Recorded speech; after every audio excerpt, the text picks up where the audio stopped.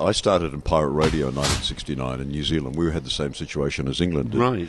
And Richard Curtis, of course, is somebody you often talk about, and he's in New Zealand. And I heard that he based, when he did The Boat That Rocked, as much as on the New Zealand pirate radio station as on Radio Caroline. Yes. Yeah. And I'd love to know, your thoughts on Richard, because he seems to be an amazing person. He's in the background, isn't he, usually? He's a remarkable man, and most writers are in the background in show business, as you know. It's not a film and television is not a world where the writer becomes particularly well known. I mean,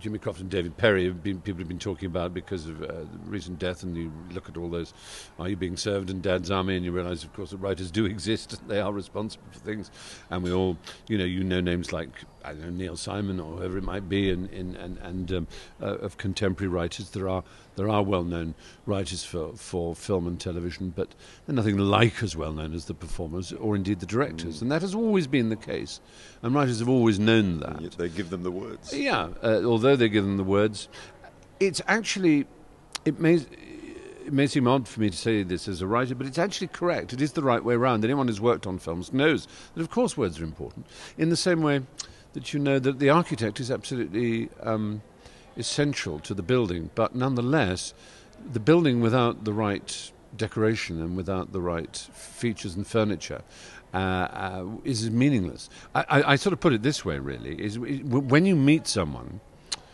for the first time, whatever, and you talk about them afterwards, you might say, what a lovely smile they had, what a lovely face they had, what an amazing mind they had, what a beautiful voice they had, what wonderful conversation they had. It's almost unheard of for you to say, I thought they had a terrific spine. What a love! Did you notice their spine? Wasn't it marvellous? And yet, of course, without that spine, there would be a puddle on the floor. And it's the same with writing. Writers provide the spine, but you don't talk about it. Unless it's really extraordinary, unless it's Alan Bennett or something. You don't really mention it. You mention the performances, you mention the look.